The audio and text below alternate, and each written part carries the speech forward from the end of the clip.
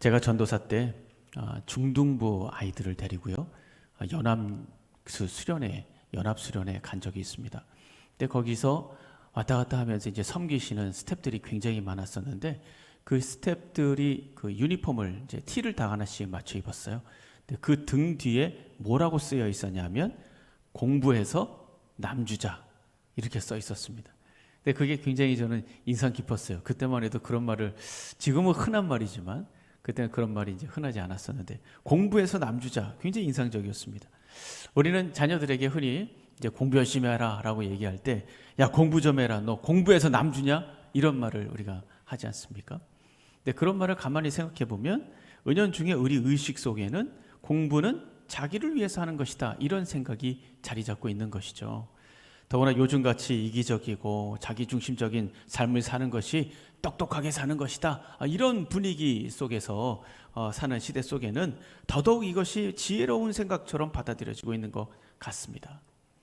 그러나 우리가 좀 깊이 좀 생각하면 한 나라의 흥망성쇠는 물론이고 인류가 발전하고 번영하는 그런 과정들을 보면 거기에는 반드시 누가 있었습니까? 공부해서 남주는 사람들이 있었다는 것을 우리가 쉽게 발견할 수 있습니다. 여러분, 미국의 명문 고등학교 중에 아주 유명한 고등학교가 있어요. 필립스 아카데미라는 고등학교가 있습니다.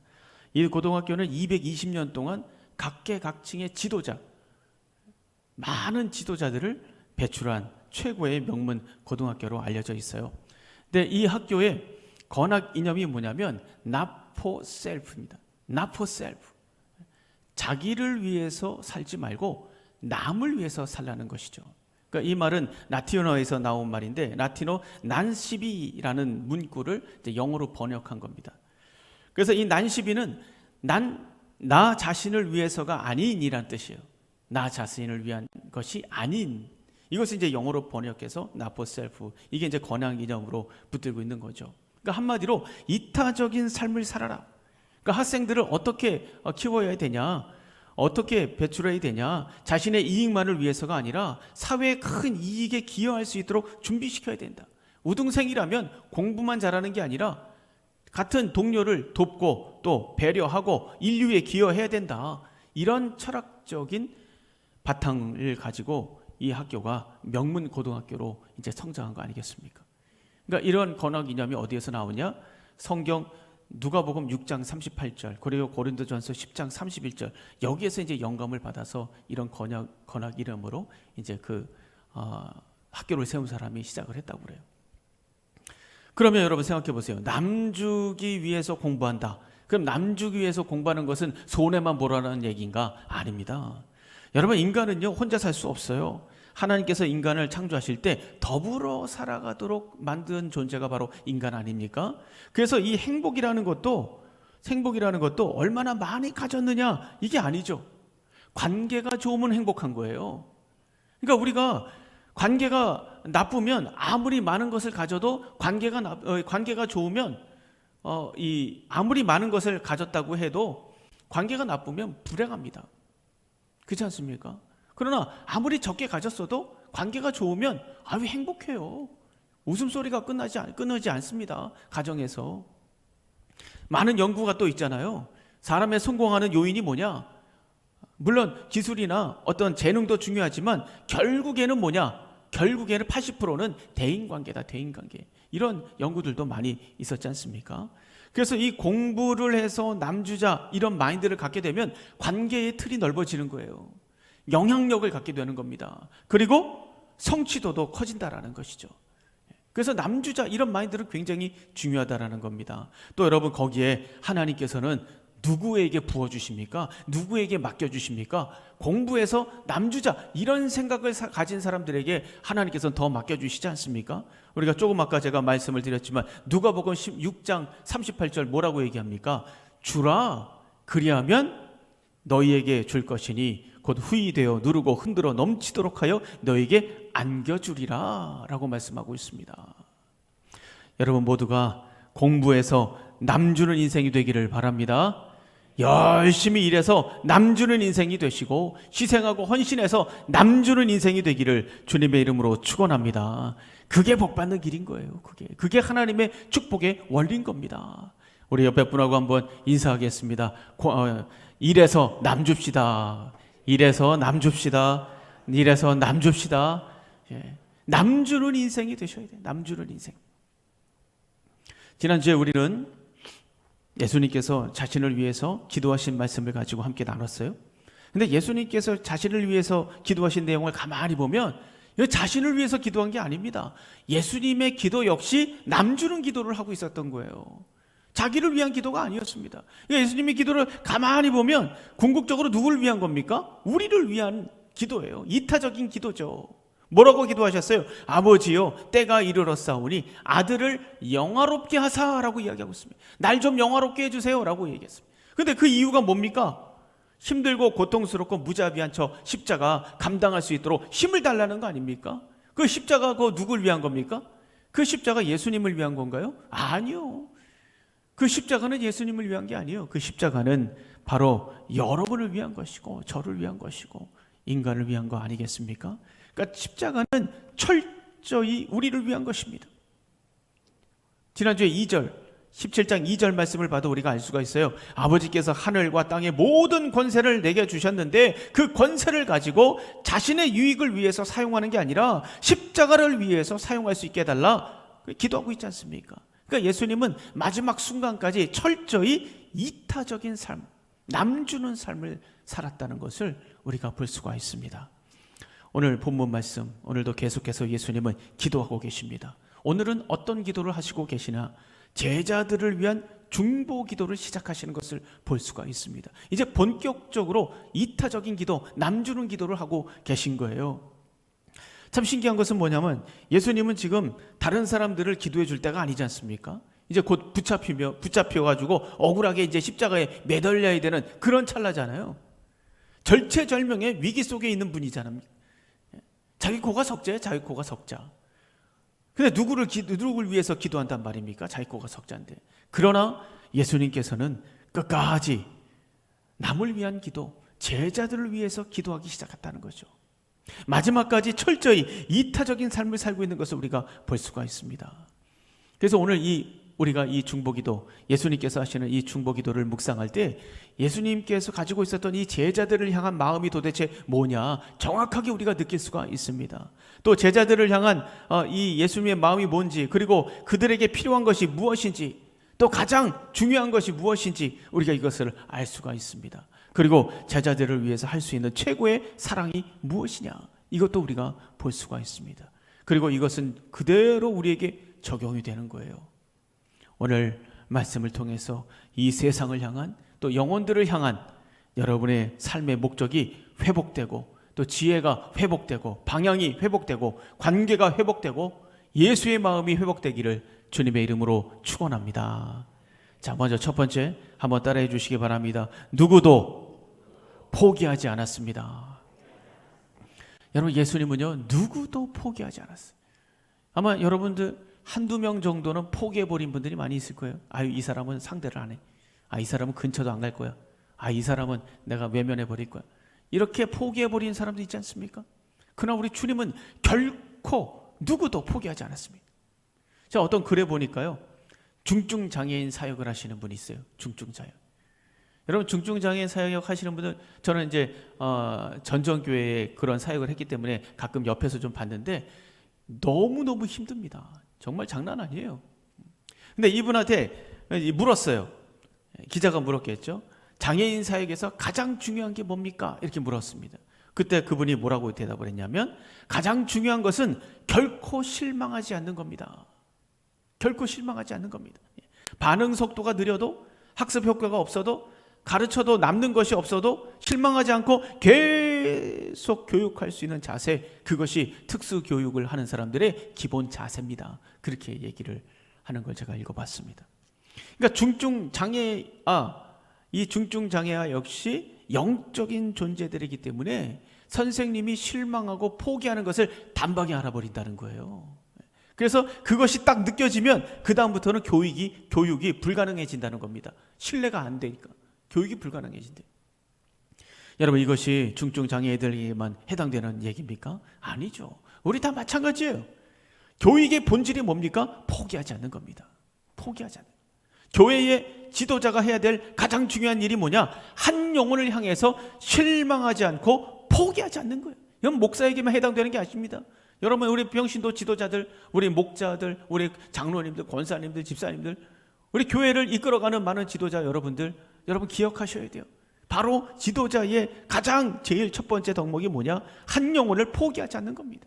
실망하지 않는 거예요. 오늘 말씀을 보면 예수님은 제자들을 끝까지 포기하지 않았습니다. 6절 말씀 한번 보세요. 6절 우리 다 같이 한번 읽어보겠습니다. 6절 말씀 시작.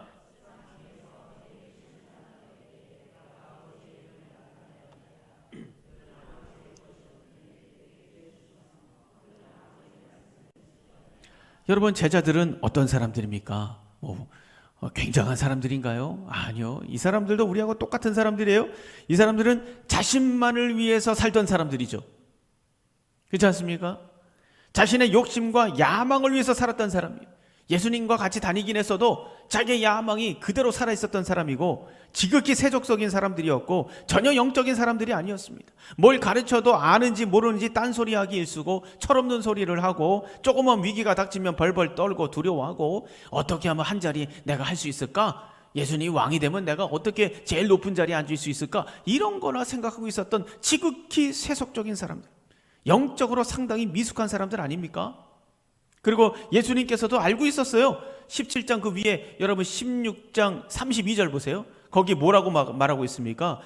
예수님이 뭐라고 말씀하고 있어요? 내가 잡으면 너희들 다 도망간다. 다 흩어진다. 그렇게 지금 이야기하고 있지 않습니까? 그러니까 예수님께서도 알고 계셨어요. 이 사람들이 다 결국에는 배신할 거다. 이 예수님이 이거 다 알고 계셨습니다. 그러면 여러분 같으면 어떻게 하시겠어요? 여러분 같으면 어떻게 얘기하겠습니까? 우리 같으면 이랬겠죠. 제자들을 보면서 아유, 이 지긋지긋한 인간들 다시는 안 봤으면 좋겠다. 이런 생각하지 않겠습니까? 그런데 여러분, 예수님은 제자들을 어떻게 생각했을까요? 여러분, 예수님 제자들을 어떻게 생각했다고 생각하세요? 밝음 읽은 6절 말씀을 보면 예수님 이렇게 말씀하시죠. 6절 말씀을 보세요. 세상 중에서 내게 주신 사람들에게 라고 얘기하고 있어요. 이 사람들은 내게 주신 사람들이다 라고 말씀하시고 있어요. 그러니까 예수님은 이 보잘것없는 제자들이지만 내게 주신 사람, 자기 사람이다 라고 이야기하고 있는 거예요. 너희는 미우나 고우나 내 사람이야, 내 거야, 내가 책임질 거야. 지금 그 말씀하시는 거 아니겠습니까? 예수님께서 제자들의 부족함에도 불구하고 절대 포기하지 않았던 이유는 뭡니까? 저희는 아버지의 것이었는데 내게 주셨으며 라고 얘기하고 있어요. 아버지의 것이었는데 내게 주셨다? 하나님께서 주신 사람들이라는 것이죠.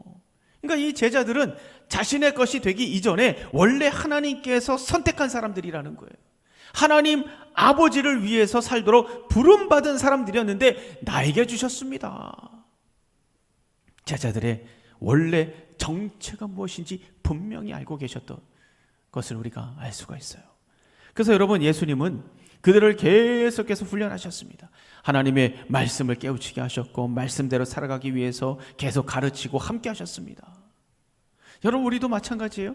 나에게 주신 자녀, 나에게 주신 남편과 아내, 나에게 주신 부모님, 나에게 주신 학생들, 내게 맡겨주신 청년들, 내게 맡겨주신 우리 성도님들, 나에게 주신 이 아름다운 은천교회, 내게 주신 사명, 나에게 주신 봉사, 이 원래 정체가 뭐냐? 여러분, 이걸 아셔야 돼요. 어쩌다가 그냥 만나가지고 그냥 뭐 알게 됐고 뭐 내가 하고 싶어서 하는 거고, 여러분 그렇게 생각하십니까? 천만에만만해서 정체를 분명히 아셔야 됩니다. 그 정체가 뭐냐? 하나님께서 주셨다. 하나님께서. 여러분 믿으십니까? 믿으십니까? 그 누구도 그 무엇도 포기할 수 없는 거예요. 왜요? 하나님께서 주신 사람이기 때문에. 다른 사람은 다 포기해도 나는 결코 저 사람을 포기하지 않겠다. 왜? 하나님이 만나게 하셨으니까. 다른 사람은 다 포기해도 나는 결코 우리 은천교회를 포기하지 않겠다. 나는 결코 나의 부서를 포기하지 않겠다. 나는 결코 나의 자녀를 포기하지 않겠다. 하나님은 어떤 분이십니까?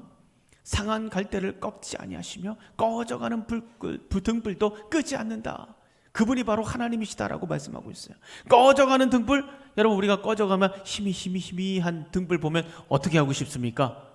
그거 살리고 싶습니까? 아니요. 훅 하고 그냥 불어버리고 싶잖아요. 이왕 다 죽어버리는 거 그거 뭐 연기만 나지, 빨리 꺼버려야지. 그리고 훅 불어버리잖아요. 그게 사람들 심리 아닙니까? 그러나 꺼져가는 등불을 포기하지 않는 것이 바로 하나님의 마음이라는 거예요. 그것이 바로 하나님의 사랑입니다. 다 끝났어, 이렇게 말하기는 쉬워요.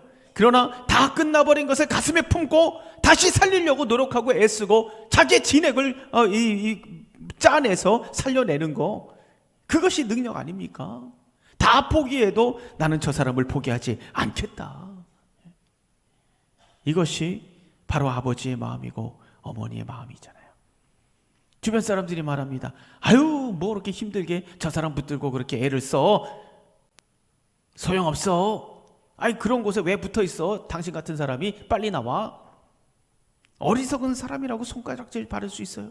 그러나 이런 소리 정도는 들어야 지도자 아닙니까? 그렇잖아요. 이런 소리는 정도는 들어야 어머니고 아버지고, 이런 소리 정도는 들어야 지도자고 목자 아니겠습니까? 월터 디즈니 아시죠? 월터 디즈니는 그 미국 사회에서 굉장히 좋은 기업의 이미지를 갖고 있습니다. 근데 한 번은 여기에서 함께 상생하자라는 취지에서 경쟁 회사의 직원들을 다 불렀어요. 초대한 거죠. 그래서 자기들의 이 월트 디즈니의 모든 시설을 다 보여줬습니다. 자신들이 가지고 있는 노하우도 소개해주고 또 기업의 비밀에 해당되는 것까지 다 보여주고 내용까지 막 설명해주고 막 그랬어요. 사람들이 탐방을 마치고 놀란 거예요. 이래도 되나? 그래서 어떤 직원한테, 월트 디즈니 직원한테 어떤 사람이 물었답니다. 이렇게 회사의 아이디어, 노하우 다 공개해도 괜찮습니까? 이렇게 물었대요. 근데 그 직원이 뭐라고 얘기했냐? 이렇게 얘기했대요. 참 멋있는 말을 했어요. 아이디어나 이런 시설들을 다 모방할 수는 있지만 아이들을 사랑하는 월트 디즈니의 열정만큼은 모방하지 못합니다. 이렇게 얘기했다는 거예요. 아, 정말 멋있는 말 아닙니까, 여러분? 월트 디즈니는 알맹이가 뭔지를 아는 사람들인 거죠. 알맹이가 뭔지. 그러니까 껍데기를 다 벗겨가도 괜찮다. 그러나 아이들을 사랑하는 우리의 열정만큼은 모방할 수 없기 때문에 어떤 도전이 와도 우리는 다 해결할 수 있다. 이런 생각을 가지고 있는 거예요. 여러분, 맞습니다. 사람을 변화시킬 수 있는 거, 뭔가 성장하게 만드는 거, 그건 껍데기가 아니에요. 그건 프로그램이 아닙니다. 제자훈련도 아니에요. 성경 공부도 아닙니다. 굉장한 뭐 신앙 부흥회도 아니고 체육대회도 아니고 찬양대회도 아니고 여러분 값비싼 뭐 선물을 준다고 해서 사람이 변하는 거 아니에요. 이런 것들은 다 흉내낼 수 있어요. 큰 교대 하는 거 그거 다 흉내낼 수 있어요. 비스무리하게 뭐 다 흉내낼 수 있어요. 그러나 사람을 변화시키고 새 소망을 갖게 하고 새 능력을 갖게 하고 새로운 미래를 향해 일어나게 만드는 거, 이건 껍데기가 할 수 있는 일이 아닙니다. 껍데기 갖고 할 수 있는 일이 아니에요. 사람을 변화시키는 것은 그 속에 들어가 있는 핵심 가치가 있어야 돼요. 핵심 가치. 결코 사람을 포기하지 않겠다는 예수의 마음이 있는가? 자기의 사명을 결코 포기하지 않겠다는 열정이 살아있는가? 결코 사람을 포기하지 않는다는 이런 희생이 있는가? 사람을 포기하지 않는 뜨거운 사랑이 살아있는가? 이게 달라지는 거예요. 여러분, 기업을 운영하고 음식점을 운영해도 마찬가지입니다. 뭐 인테리어 뭐 잔뜩 뭐 해놓고 뭐 이거 흉내낼 수는 있죠. 그러나 그 속에 있는 주인장의 그 열정과 그 신념과 철학, 그게 없으면 다 망합니다. 그게 있는 기업이 살아나는 거죠. 여러분, 이 시대를 우리는 포스트 모던 시대라고 하잖아요. 포스트 모던 시대의 가장 두드러진 특징이 뭔지 아십니까? 뭐 여러 가지 특징이 있지만 가장 두드러진 특징이 뭐냐면 절대 가치를 인정하지 않는 거예요. 그러니까 진리가 아닌 것이 진리인 거예요. 진리를 인정하지 않는 것이 진리다. 이게 포스트 모던의 가장 핵심적인 그 사상 아닙니까?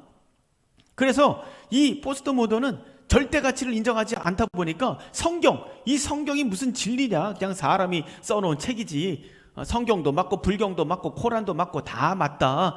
너도 맞고 나도 맞고 너도 홍길동 나도 홍길동 서로 인정해야지. 뭐 이런 생각을 가지고 있는 거예요. 그래서 사람들은 말합니다. 이 시대에 복음을 전한다는 것이 정말 상당히 절망적이다. 이렇게 말하는 사람들이 많습니다. 그러나 여러분, 희망이 없는 게 아니에요. 희망이 있습니다. 왜 희망이 있습니까? 왜냐하면 인간은 영혼을 가지고 있기 때문에 그래요. 사랑에 대한 무한한 갈증을 가지고 있습니다. 영혼에 대한 무한한 갈증을 가지고 있단 말이죠. 때문에 뭐 대단한 지식이 있어야 되는 거 그거 아닙니다. 그거 없어도 괜찮아요. 차라리 그냥 뭐 오히려 어설프게 아는 척 했다가는 요즘에는 뭐 망신당해요. 그러면 이 시대를 뚫고 나갈 우리의 힘은 뭐냐? 그건 다른 게 아니죠. 사람을 포기하지 않는 예수의 심장을 갖는 거예요. 누구라도 수용하고 누구라도 이해하고 누구라도 안아주는 이 뜨거운 사람, 이것이 바로 우리의 경쟁력, 이것이 바로 나의 경쟁력이 돼야 된단 말이죠. 메마르고 강팍한 시대가 이런 사랑을 맛본다면 어떻게 변화되지 않을 수 있겠습니까? 여러분의 기업에서, 여러분의 일터에서 마찬가지입니다.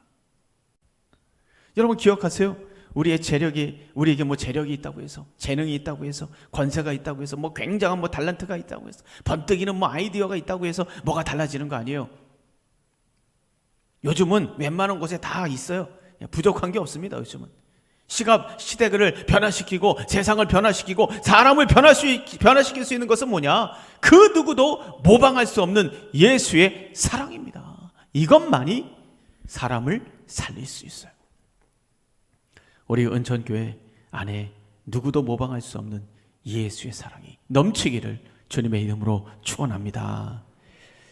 자, 두 번째는요, 누구를 보여주고 있는가? 내가 누구를 보여주고 있는가? 인간은 누구나 자신을 높이고 싶은 그 욕망이 있어요. 자기를 드러내고 싶은 욕망이 있습니다. 하나님보다 더 높아지려고 하는 영적인 암도 있습니다. 여러분 다 있어요. 나는 없지, 아니, 저도 있습니다. 여러분들이 다 있어요. 영적인 암. 자기를 드러내고 과시하는 교만이죠. 그러니까 이런 교만은 한쪽 구석에 딱 동아리를 틀고 있다가 돈이 주어지고 권력이 주어지고 명예와 지식과 미모가 주어지면 바로 더러운 냄새를 풍기면서 추한 모습을 드러내기 시작합니다. 이런 것이 주어지지 않을 때는 그냥 겸손한 척 또아리 트고 있는 거예요. 그래서 거드름을 피우고 거만하고 이기심과 허영심이 가득하고 독선과 자기 자랑과 자기중심적인 삶을 살게 되죠. 이런 사람들은 다른 사람들의 말을 들으려고 하지 않아요. 계속 자기 말만 해요. 이렇쿵 저렇쿵 이렇쿵 저렇쿵. 다른 사람의 귀를 귀담아 듣지 않죠. 자기가 최고니까. 지도자의 권위 인정하지 않습니다. 자기가 최고의 권위를 가져야 되는데 직성이 풀리지 않아요. 하나님도 무시합니다. 하나님의 말씀이나 생각 의식하지 않아요. 마치 자기 생각이 하나님이 생각인처럼 그냥 막 말해버립니다. 그래서 누군가 자기의 교만을 꺾어버리려고 하면, 받아주지 않으면 어떻게 합니까? 분노하죠. 그리고 무시하면서 다른 사람에게 상처 주고. 그러니까 거듭나지 못한 이 악한 본성이 자기를 주장하고 자기를 드러내고 자기를 세우려는 그 욕망, 이게 표출되는 거예요. 그러니까 하나님은 이런 사람들을 물리치겠다고 성경에서 말씀하시고 있어요. 물리치겠다. 그리고 결국에는 망할 뿐만 아니라 여호와의 날, 심판의 날 기다리고 있다라고 말씀하고 있어요. 왜냐하면 그 사람들은 하나님의 자리에서 하나님 행세를 했기 때문에 그래요. 가만두지 않습니다. 참으시는 거지. 그런데 여러분, 예수님을 보세요. 8절 보세요. 우리 8절을 다 같이 한번 천천히 읽겠습니다. 8절 시작.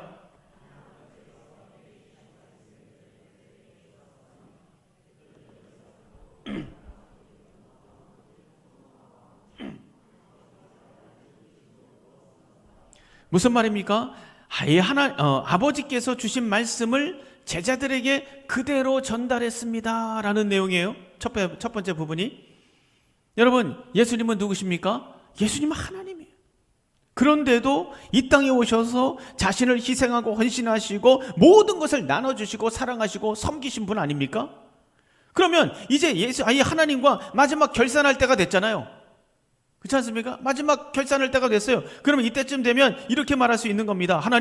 하나님께서 정말 말도 안 되는 사람들을 보내셔가지고 내가 이렇게 죽도록 고생했어요. 하지만 내가 이 사람들 사람 만들었습니다.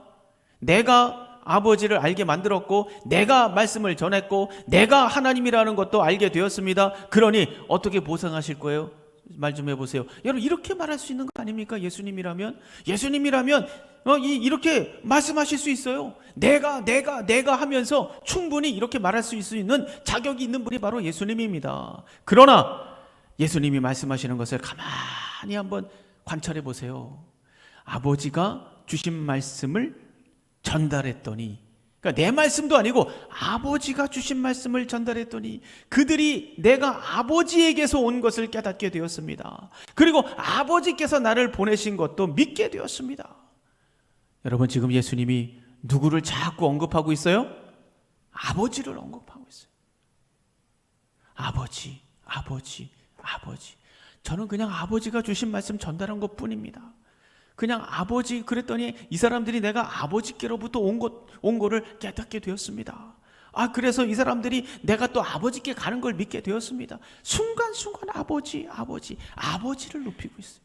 자기의 낮아짐과 겸손을 통해서 아버지를 높이고 있단 말이죠. 정말 은혜가 되지 않습니까, 여러분?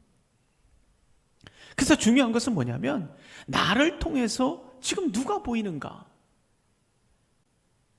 나를 통해서 무슨 욕심 많은 돼지가 보이는가? 나를 통해서 그냥 욕쟁이 할머니가 보이는가? 나를 통해서 그냥 탐욕에 젖어 있는 이 세속적인 인간이 보이는가? 나를 통해서 도대체 누가 보이는가? 저는 여러분을 통해서 예수 그리스도의 십자가가 보이기를 주님의 이름으로 축원합니다. 여러분을 통해서 예수의 십자가가 보이고 예수의 사랑이 보이고 예수의 섬김이 보이고 예수의 열정과 비전과 능력이 보이기를 주님의 이름으로 축원합니다. 어떤 분들은 하나님을 언급하면서 영광 돌리는 것처럼 얘기하면서 은근히 자기를 높이는 사람들 얼마나 많아요. 하나님께서 은혜를 주셔갖고 내가 이렇게 했습니다. 하나님께서 이것도 주셨고 저것도 주셨습니다. 내가 이런 것도 헌신했고 저런 것도 헌신했고 저거 내가 한 겁니다. 저거 내가 하나님이 은혜 주셔서 내가 한 겁니다. 은혜 주셔서 내가 봉사한 겁니다. 내가 세워놓은 겁니다. 내가 바친 겁니다. 그게 다 하나님의 은혜죠. 그럼 도대체 누구를 높이는 겁니까? 생각해 보세요. 누구를 높이는 거예요? 다른 건 몰라도 하나님을 자랑하는 것은 아니다라는 것을 삼척동자도 다 알 거예요. 사도행전 1장 8절, 오직 성령이 너에게 임하시면 너희가 권능을 받고 예루살렘과 온 유대와 사마리아와 땅끝까지 이르러 내 증인이 되어라. 내 증인, 나의 증인, 예수의 증인이 되라 라고 말씀하고 있지 않습니까? 나를 드러내는 증인이 아니라, 나 자신의 어떤 업적을 드러내는 것이 아니라 예수를 드러내는 증인이 되라 라고 말씀하고 있잖아요. 왜냐하면 모든 능력은 하나님께로부터 온 것이기 때문에. 여러분이 가진 모든 것도 다 마찬가지입니다. 하나님께서 주신 거예요. 모든 것이 다 주님의 은혜입니다. 그래서 예수의 증인이 되라. 그래서 여러분, 우리의 말과 사랑과 헌신과 섬김과 이 열정을 통해서 예수가 높아져야 돼요. 예수의 십자가가, 이 십자가 사랑이 보여져야 되는 겁니다. 그럴 때 하나님은 그 사람을 붙들어 사용하시고 그곳에 임하셔서 그곳을 변화시키는 거 아니겠습니까? 여러분, 믿으십니까? 세례 요한 보세요. 사람들에게 존경을 받습니다. 박수를 받습니다. 인기를 끕니다. 수많은 사람들이 따라다닙니다. 아니, 혹시 메시아가 아니십니까? 이런 말까지 막 듣는 거예요. 그러면 여러분 같으면 어떻게 되겠습니까? 어깨가 쓱 올라가면서 내가 정말 메시아 아닌가? 이런 착각에 빠지는 게 인간이에요. 그렇지 않습니까? 그 정도 되면 자기가 메시아인 척하면서 정치하는 사람들하고 대충 좀 이렇게 타협을 하고, 적당히 타협을 하고 사람들 현혹하면서 부와 명성을 얻고 그렇게 살아갈 수 있어요. 충분히 그렇게 할 수 있었습니다, 이 세례 요한은. 그런데 세례 요한이 뭐라고 얘기합니까? 나는 선지자가 아닙니다. 나는 메시아는 더더욱 아닙니다. 나는 광야에서 외치는 소리일 뿐입니다. 대단하지 않습니까? 이게 무슨 말이에요? 광야에서 외치는 소리라는 게 무슨 말입니까? 나는 아무것도 아니에요. 이 소리입니다. 소리 한번 외치고 나면 어디 있는지 흔적도 없잖아요. 소리라는 것이. 난 아무것도 아닙니다. 지금 그 소리를 하는 거예요. 그리고 말합니다. 이제 진짜 메시아가 옵니다. 그리고 예수님이 자기에게 나오시는 것을 봤을 때 뭐라고 얘기합니까? 보라, 세상 죄를 지고 가는 하나님의 어린 양이로다. 그러니까 자기를 통해서 누가 보이게 만들고 있는 거예요? 온전히 예수 그리스도가 보이도록 만드는 것을 우리가 볼 수가 있습니다. 이렇게 자기를 통해서 예수 그리스도를 드러낸 세례 요한, 이 세례 요한에게 예수님께서 뭐라고 칭찬하셨습니까? 여자가 낳은 자 중에 요한보다 큰 자가 없다라, 이렇게 칭찬을 하셨어요. 놀라운 구원의 역사가 바로 그 자리부터 시작되는 것을 우리가 볼 수가 있습니다. 사랑하는 성도 여러분, 여러분은 여러분의 삶을 통해서 누구를 보여주고 있습니까? 나는 지금 누굴 보여주고 있을까? 한번 깊이 생각해 보세요. 은근히 자기를 드러낸다? 그 순간 모든 것이 망하는 거예요. 왜냐하면 하나님의 역사를 감춰버리기 때문이죠. 갈취하기 때문이죠. 은폐하기 때문이죠. 하나님이 역사하셔야 되는데 타락한 그 본성이 그 자리를 차지하고 하나님의 능력을, 하나님의 은혜를 뭉개버리니 거기에서 무슨 능력이 나타나겠습니까? 바라기는 여러분을 통해서 예수 그리스도의 사랑이 보이기를 바랍니다. 하나님만이 드러나기를 바랍니다. 하나님의 열정이 나타나기를 바랍니다. 그래서 예수의 사랑을 경험한 사람들이 살아나고 돌아오고 회복되고 다시 일어나고 이런 생명의 삶을 사시는 저와 여러분이 되기를 주님의 이름으로 축원합니다. 마지막입니다. 세 번째, 한번 따라해 주세요. 하나님께 위탁하셨습니다. 여러분, 우리는 사랑한다는 미명 아래 우리 자녀들에게 뭐든지 다 해주려고 그러잖아요. 이것도 해주고 저것도 해주고 그냥 막 다 해주려고 합니다. 내가 뭐든지 다 해주면 내 자녀들은 그만큼 행복할 거야 라고 생각을 하고 그냥 뭐든지 다 해주려고 그래요. 그러나 그것이 우리 자녀들을 편안하게 만들 수 있을지는 모르지만 우리 자녀의 행복은 결정할 수 없습니다. 많이 가졌다고 행복한 거 아니에요. 왜냐하면 행복은 소유에서 오는 게 아니라 내가 어떤 존재인가, 이 인식 속에서 오는 거예요. 내가 어떤 존재인가, 여기에 달려있는 거죠. 그래서 성경에서도 우리에게 항상 기뻐해라, 항상 기뻐해라, 넌 기뻐해도 되는 존재야, 너 기뻐해야 돼, 항상 기뻐해야 돼, 이런 말씀 하시잖아요. 왜 우리 보고 항상 기뻐하라고 하는 겁니까? 다른 거 아니에요. 우리가 새로운 피조물이 되었기 때문입니다. 새로운 존재가 되었기 때문에 그래요. 그래서 기뻐해라, 넌 기뻐해야 되는 존재야, 그 말씀하시는 게 성경 말씀 아닙니까? 또 우리가 이 자녀들의 인생을 성공적인 인생으로 만들기 위해서 아주 그냥 치밀하게 계획을 세우고 뭐 좋은 학교 보내고 뭐 그냥 뭐 영어 유치원을 보내고 뭐 이런 거 하지 않습니까? 최선을 다해서 이끌어준다고 해도 사실 내 뜻대로 되는 거 아닙니다. 그건 뭐 다 인정들 하실 거예요. 내 인생을 뭐 내 뜻대로 사신 분 여기 몇 분이나 계시겠습니까? 거의 없습니다. 또 내가 보호해주고 지켜준다고 해도요, 한계가 있어요. 여러분 세월호 보세요. 세월호 끔찍하지 않습니까? 그 누구도 손을 쓰지 못했어요. 그 침몰하는 것을 보면서도, 나의 사랑하는 아들 딸들이 죽어가는 걸 두 눈으로 보면서도 우리가 할 수 있는 것은 아무것도 없었습니다. 이게 바로 부모의 한계예요. 이게 바로 인간의 한계입니다. 그렇다면 우리는 사랑하는 사람들을 위해서, 사랑하는 사람들의 이 진정한 행복을 위해서 아무것도 할 수 없단 말인가? 아무것도 할 수 없습니까? 있습니다. 단 한 가지가 있어요. 그것을 오늘 예수님께서 보여주시고 있어요. 우리가 할 수 있는 가장 최고의 사랑, 내가 사랑하는 사람들의 행복을 위해서 할 수 있는 가장 최고의 사랑 한 가지가 있습니다. 예수님이 보여주시고 있잖아요. 9절 보세요. 우리 9절을 다 같이 한번 읽어보겠습니다. 9절 말씀 시작.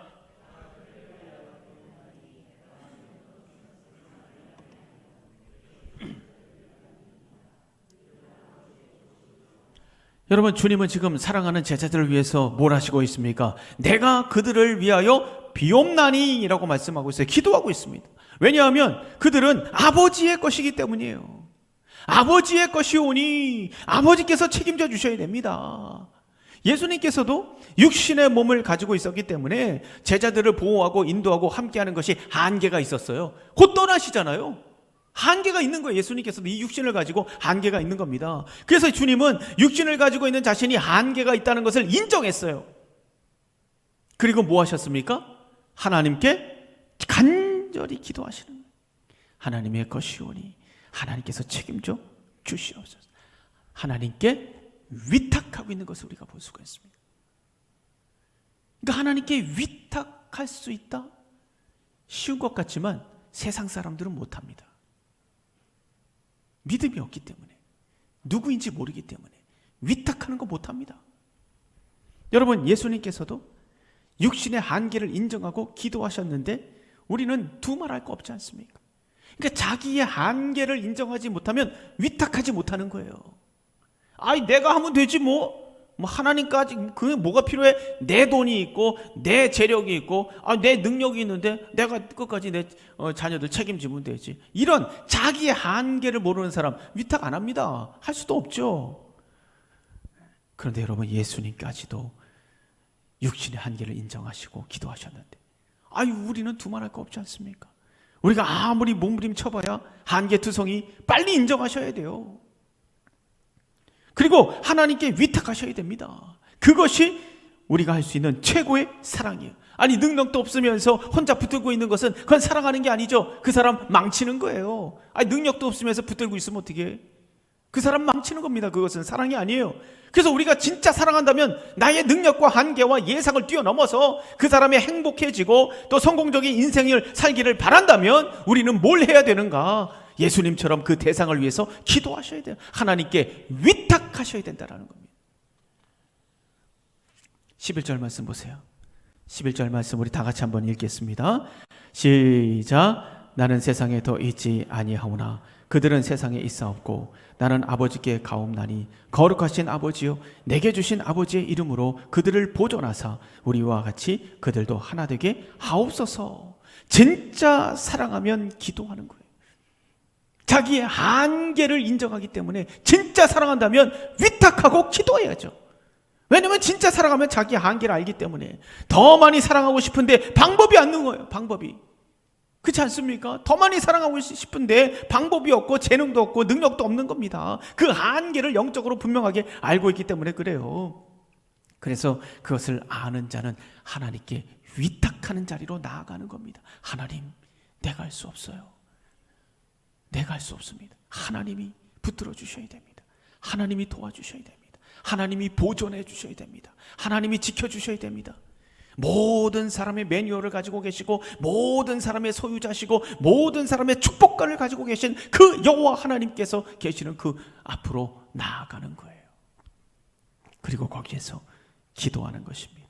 그래서 그리스도인의 이타적인 삶 최고의 모습은 뭐냐? 기도하시는 겁니다. 이게 최고의 이타적 삶의 가장 중요한 포인트. 말씀을 정리합니다. 예수님은 마지막까지 이타적인 삶을 사셨어요. 왜냐하면 그것이 하나님의 사랑을 확증할 뿐만 아니라 구원의 길을 만들 수 있는 유일한 길이기 때문입니다. 예수님은 이제 우리가 이타적인 삶을 살기를 원하십니다. 그래서 우리를 부르신 거예요. 우리를 괜히 부르신 게 아니에요. 이타적인 삶을 너가 좀 살아주지 않겠니? 그러면서 우리를 부르신 거 아니겠습니까? 이타적인 삶을 통해서 예수를 증거할 수 있습니다. 이 세상 가운데 생명을 공급하고 소망을 공급하고 죽어가는 영혼들 살리고 구원의 길로 인도할 수 있습니다. 그래서 우리를 부르신 거 아니겠습니까? 결코 사람을 포기하지 않는 삶, 예수를 보여주는 삶, 하나님께 위탁하고 기도하는 삶, 그리스도인의 이타적인 삶을 통해서 하나님 나라를 준비하시고 하나님 나라를 건설하시고 이런 생명의 삶을 사시기를, 생명의 삶을 사시는 저와 여러분이 되기를 주님의 이름으로 축원합니다.